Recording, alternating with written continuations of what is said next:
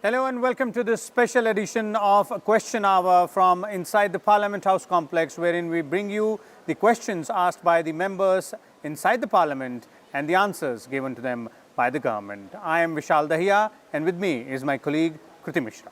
Thank you so much, Vishal. So let's begin this edition of Question Hour. And the first question that we've picked up is from member Tiruchi Siva, and this one pertains to the Ministry of Defence. And he has asked about the number of women employed in the three wings of the Defence Forces, that is Army, Air Force and Navy. Well, the Ministry of Defence has given a very precise and specific answer, and it says that the strength of women officers in the Defence Forces as on 1st of January 2019 is, in Army, it is 6,816, in Air Force 2,305, in Indian Navy 1,030. Now, the ministry further says that various measures have been taken by the government to attract women to join armed forces. Now, Women Short Service Commission officers have been approved grant of permanent commission in alignment with men SSCOs in specific branches. In addition, steps like increasing tenure of women officers and improving promotional prospects in Army have also been taken to increase participation of women in three forces. Well, the next question is also to the Ministry of Defence, and this one is from the member Muhammad Nadimullah. He says, will the Ministry of Defence be pleased to state whether government has taken any measures to promote self-reliance and intellectual property rights, that is IPRs, in defence? And there's a very comprehensive answer given by the government, and the government goes on to say that several ordnance factories and defence public sector undertakings have been carrying out innovative research on the development of certain materials, components, sub-assemblies, assemblies, leading to performance upgradation of the existing systems and platforms. A need was felt to create a structured mechanism to facilitate and encourage innovative activities with the primary objective to boost intellectual property culture, which would enhance the intellectual capital that is vital for encouraging in-house research and development in such organizations. With this objective in view, an intellectual property rights facilitation cell has been established under the Department of Defence Production on 4th of April 2018 to promote self-reliance in intellectual property rights in defence sector.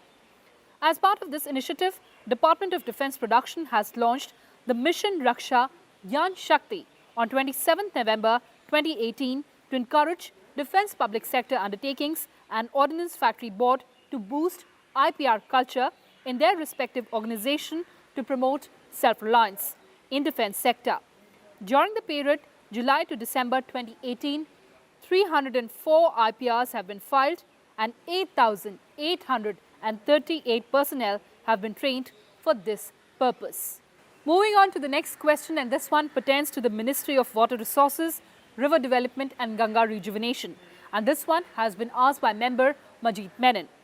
And he asks whether it is a fact that the Draft National River Ganga Bill 2018 has proposed the setting up of an armed force Ganga Protection Corps, and if so, the powers allocated to armed personnel for offences and penalties punishable under the Ganga Act. Well, Kriti, the concerned ministry has given a very detailed answer to this specific question, a precise one as well. The ministry says that the draft of the concerned bill, that is the National River Ganga Rejuvenation, Protection and Management Bill 2018, in fact provides for the constitution of Ganga Protection Corps as an armed forces of the Union.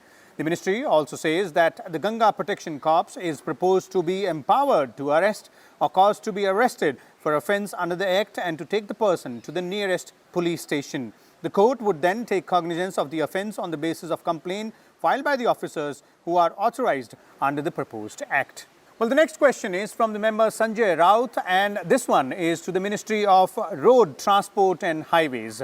He asked the government whether the ministry is implementing Bharatmala project to construct 25,000 kilometers of roads along India's borders, coastal areas, ports, religious and tourist places as well. The government goes on to say that the Cabinet Committee on Economic Affairs has approved the implementation of an umbrella program for National Highways Bharatmala Pariyojana Phase 1 on 24th of October 2017 at an estimated outlay of 5,35,000 crore rupees. A total of 24,800 kilometers length of national highways have been considered in Phase 1 as well as 10,000 kilometers residual road works under NHDP. Under this program, the ministry has identified stretches for development of about 9,000 kilometers length of economic corridors, about 6,000 kilometers length of inter-corridor and feeder roads, and about 5,000 kilometers length of national corridors efficiency improvements, and about 2,000 kilometers length of border and international connectivity roads, about 2,000 kilometers length of coastal and port connectivity roads, about 800 kilometers length of expressways, and balanced length of about 10,000 kilometers of roads under NHDP.